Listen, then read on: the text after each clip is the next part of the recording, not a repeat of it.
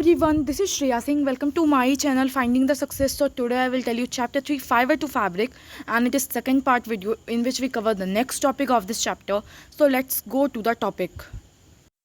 So our topic starts from Fiverr to wool. अब जो fibre हम कलेक्ट करते हैं तो उससे हम ऊल कैसे बनाते हैं, ऊल का धागा कैसे बनाते हैं, फिर जो स्वेटर बुनाते हैं हम लोग वो धागा कैसे बनाते हैं, तो फाइबर से ऊल कैसे बनता है.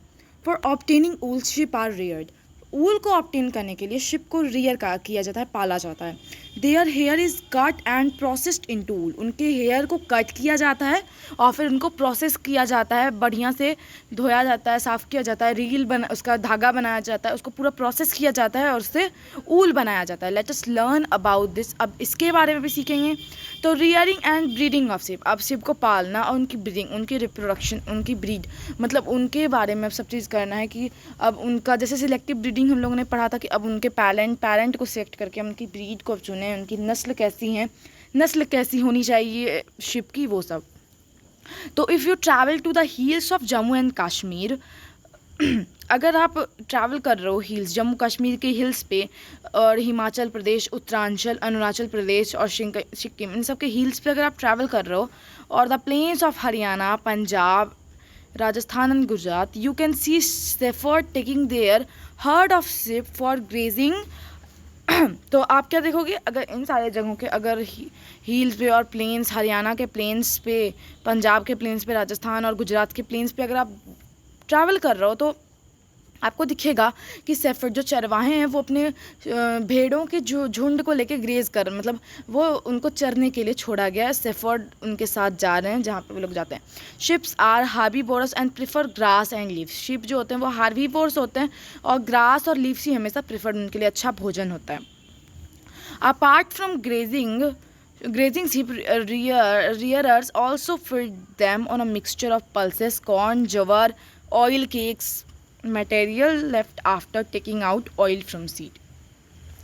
तो ग्रेजिंग के अलावा जो घास फूस वो खाते हैं, उसके अलावा रियरस जो उनको चराते हैं वो उसे पल्सेस, कॉर्न, ज्वार, ऑयल केक्स वो कहलाता है. जो जैसे कि आप ऑयल निकाल लिया और उसके सीड में जो कुछ बचा नहीं है, लेफ्ट मटेरियल जो सीड में बचा रहता है ना, वो अब उसी का वो केक बना के उसको खिलाते हैं. एंड मिनरल्स, अब ये सारी चीज़ें भी उसे खिलाते हैं. In winter sheep are kept indoor and feed on leaves, grain and dry fodder. और विंटर में शिप को घर में ही रखा जाता है, अंदर रखा जाता है उनको, उनके शेड में, उनके जगह पे जहाँ पे शिप रहते हैं, और उनको लीव्स, ग्रेन्स और ड्राई फॉडर दिया जाता है खाने के लिए. Sheep are reared in many parts of our country for wool. Wool के लिए शिप को बहुत सारे हमारे कंट्री के पार्ट्स में पाला जाता है. Table 3.1 gives the name of some breed. अब यहाँ टेबल 3.1 है जो आपको नस्ल के बारे में भी बताएगी, ब्रीड के बारे में बताएगी, शिप की ब्रीड के बारे में, उनकी क्वालिटी और टेक्सचर, उनके फाइबर की क्वालिटी, टेक्सचर, वो किस स्टेट में हैं, वो सब बताएगी. अब कुछ जो ब्रीड होती हैं उनके थिक कोट ऑफ हेयर होते हैं उनके बॉडी पे, जो येल्ड किए जाते हैं और उससे गुड क्वालिटी ऑफ वूल मिलता है लार्ज क्वांटिटी में. अब एज मैंशनड अर्लियर, जैसे आपको मैंशनड अर्लियर बताया गया कि शिप आर सिलेक्टिव ब्रीड. अब शिप कैसे करते हैं सिलेक्टिव ब्रीड की मदद से, जिसमें पेरेंट को चुना जाता है, अच्छी नस्ल के लिए पेरेंट को चुना जाता है, एकदम एक अच्छी नस्ल की शिप के लिए पेरेंट को चुना जाता है. तो once the reared sheep have develop thick growth of hair, जैसी पाली हुई शिप जो आप पाल रहे हैं, अगर उसमें एक अच्छी ग्रोथ ऑफ हेयर हो गई है तो hair is shaved off for getting wool. Wool को लेने के लिए उसके हेयर को शेव कर दिया जाता है. अब है प्रोसेसिंग फाइबर्स इनटू ऊल. अब फाइबर को कैसे प्रोसेस करके ऊल बनाया जाता है. तो the wool which is used for knitting sweater और weaving shawls is finished product for a long process which involves the following step. अब ऊल जो जिसको नीट करके हम स्वेटर या वीविंग शॉल्स जो हमारे प्रोडक्ट आते हैं, फिनिश्ड प्रोडक्ट जो मार्केट में आते हैं, वो सबको बनाने में एक बहुत ही लंबा प्रोसेस लगता है. और यहाँ पे उसके फॉलोइंग स्टेप्स हैं. जैसे स्टेप 1 में है जो फ्लीच होती है शिप की, एक थीन लेयर ऑफ स्किन से उसको रिमूव किया जाता है उनके बॉडी से, और जो वो उनके बॉडी से हेयर को रिमूव किया जाता है उस प्रोसेस को शीयरिंग कहा जाता है. अब machine similar to those used by barbers are used to shave off hair. अब मशीन्स वही जो बार्बर्स के द्वारा यूज़ किया जाता है ना मशीन, वैसी उनके बॉडी पे भी वही मशीन यूज़ किया जाता है ताकि वो उसके बॉडी के हेयर को शेव कर सकें. Usually hair are removed hair को रिमूव किया जाता है शेविंग में। यूजुअली हेयर रिमूव किया जाता है हॉट वेदर में उनका, और ये इनेबल होता है ताकि वो प्रोटेक्टिव कोट ऑफ हेयर को मतलब वो हटाए, क्योंकि गर्मी में तो शिप को भी गर्मी लगेगी, तो उसका थिक कोट ऑफ हेयर उसे बहुत ही ज़्यादा वार्म देगा, तो उसे भी प्रॉब्लम होगी ना। और ज़्यादातर यूजुअली गर्मी में ही उनके थिक कोट ऑफ हेयर को हटाया जाता है, तभी फिर ठंड में उसकी फिर से एक बहुत ही अच्छी कोट ऑफ हेयर आ जाती है, फिर उसे गर्मी में हटा दिया जाता है। इसी तरह से उसकी रियरिंग चलती है, ठीक है।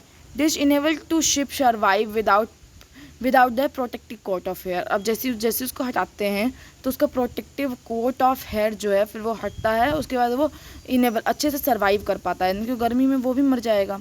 तो the hair provide woollen fibre, और जो उसका हेयर होता है वो हमें उलन फाइबर प्रोवाइड करता है। Woollen fibre are then process to obtain woollen yarn.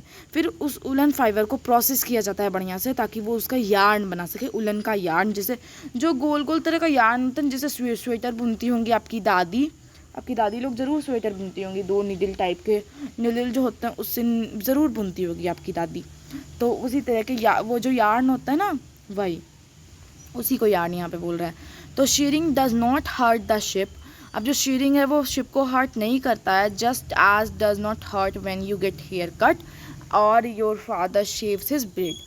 अब यहाँ पे एग्जांपल आपको ये बोल रहा है कि जो हेयर उसका शेव होता है शेयरिंग के प्रोसेस में, वो शिप को उसमें कोई दर्द नहीं होता है, बिकॉज वो उसके लिए इम्पॉर्टेंट है। जैसे हमारे लिए हेयर कट करना इंपॉर्टेंट है, अगर हमारा हेयर बढ़ जाता है तो हमें काटना पड़ता है हेयर को। और जैसे आपके फादर अपनी दाढ़ी जब बनाते हैं उस जैसे वो बनाते हैं, तो वैसे आपको भी हटाना जैसे उसके भी हेयर को हटाना पड़ेगा। Do know why? क्योंकि जो अपर मोस्ट लेयर होता है ना स्किन का, वो डेड होता है हमेशा। Also the hair of sheep grow again just as your hair does.